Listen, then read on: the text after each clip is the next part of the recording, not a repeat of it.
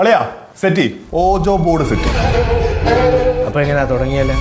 സ്പിരിറ്റിനെ വിളിക്കാൻ സമയമായി.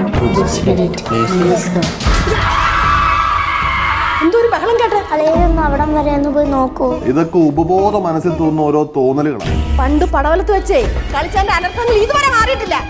ഇനി ഈ വീട്ടില് അസ്വാഭാവികമായ പല സംഭവങ്ങളും നടക്കും.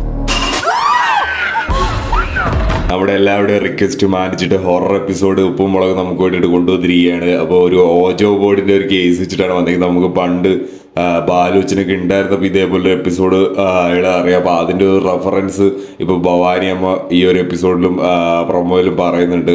എന്തായാലും ഭയങ്കര രസകരമായിട്ടുള്ളൊരു കോമഡി പ്ലസ് ഒരു ഹൊറർ, നമ്മുടെ രോമാഞ്ചം സിനിമയുടെ ഒരു വൈബാണ് ഉപ്പുമുളകിൻ്റെ പുതിയ എപ്പിസോഡിൽ പിടിക്കാൻ നോക്കിയിരുന്നത്. എന്തായാലും ഭയങ്കര രസകരമായിട്ട് തന്നെ വന്നിട്ടുണ്ട്. ഓജോ ബോർഡ് വെച്ച് ആത്മാവിനെ കൊണ്ടുവന്നിട്ട് അങ്ങനെ കുറച്ച് പരിപാടികൾ എന്തായാലും പോയി. ഇനി ആരുടെയെങ്കിലും പ്രാങ്കിൻ്റെ ഭാഗമാണോ നമുക്ക് അറിയില്ല.